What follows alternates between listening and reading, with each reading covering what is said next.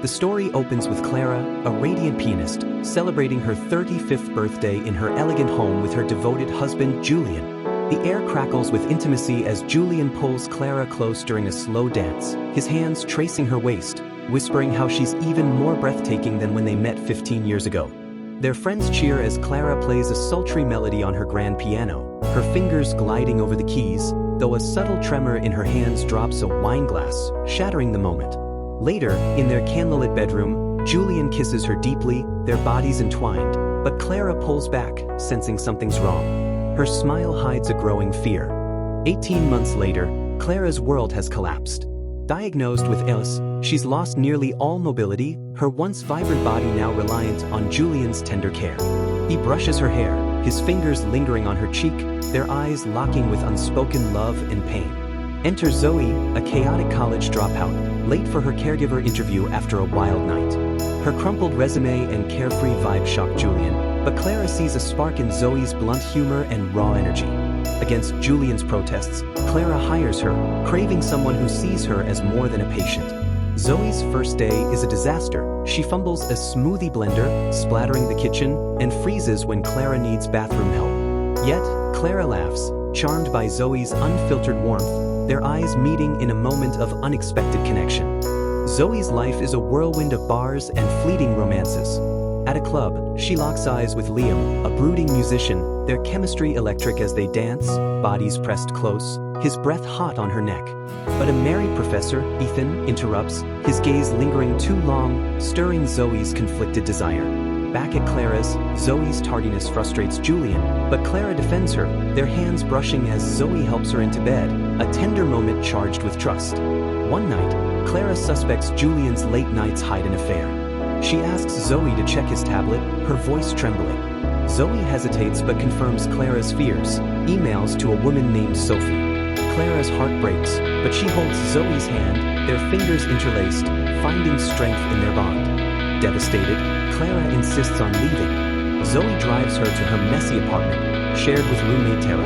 In the quiet night, Zoe tucks Clara in, their faces inches apart, Zoe's voice soft as she shares her dream of singing. Clara's eyes glisten, urging Zoe to chase her passion. The next morning, Clara demands to visit a care home, believing she's a burden to Julian. Zoe refuses, driving her away, their argument heated yet intimate, Zoe's hand gripping Clara's as she vows no one deserves betrayal. At home, Clara confronts Julian, her voice steady despite her frail body, telling him to leave or she will. As they pass Sophie, Clara's icy remark, "He's yours now," cuts deep.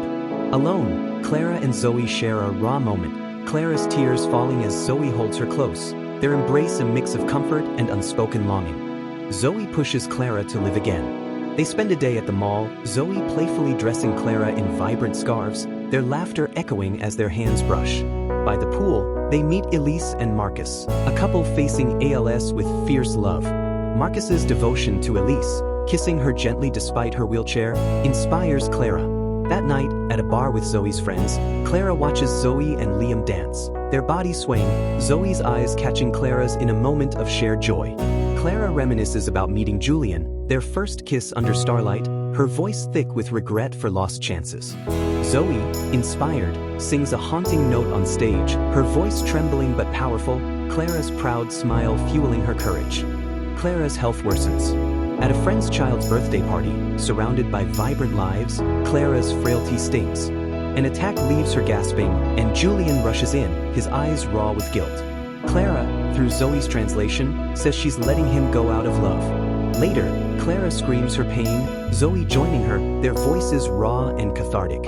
A doctor confirms Clara's breathing will soon fail. They escape to nature, Clara savoring each breeze, Zoe's hand in hers, their bond deeper than words. At a Thanksgiving dinner with Elise, Marcus, and Liam, Clara laughs freely, Zoe and Liam's slow dance sparking a heated kiss, though Zoe pulls back, not ready for love. Elise's death in the hospital shakes Clara, who begs not to end the same way. Her friends question Zoe's motives, suspecting she's after Clara's will, but Zoe storms off, loyal only to Clara. Julian visits, his voice breaking as he begs forgiveness, his hand grazing Clara's, reigniting old sparks. At Christmas, Zoe's parents, Margaret and Paul, arrive, criticizing her dropped studies. Clara overhears, learning Zoe sacrificed college for her. Heartbroken, Clara sends Zoe away, wanting her to live freely. Zoe leaves, devastated, but Clara's mother, Lydia, arrives, their strained bond softening in a tearful embrace. At a Christmas party, Julian's presence stirs Clara's heart, but she holds firm. Zoe learns of Elisa's death and rushes to Clara, now back with Julian.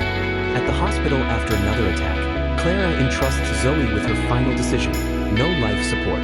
Back home, Zoe places Clara's hands on the piano, guiding her fingers to play one last melody, their touch electric with shared grief and love. Julian, tears streaming, confesses his undying love, then leaves, unable to watch. Clara asks Zoe to let her face the end alone, but Zoe returns, holding her hand through the night. Clara's final words thank Zoe for teaching her to live fully, asking her to find love. As Clara slips away, Zoe sobs, their bond eternal. Zoe, forever changed, stands at Clara's grave, Liam by her side, his silent support a promise of new beginnings. The screen fades on Clara's piano, a single note lingering. Subscribe for more recaps like this, hit the notification bell, and drop a like to support the channel. Thanks for watching.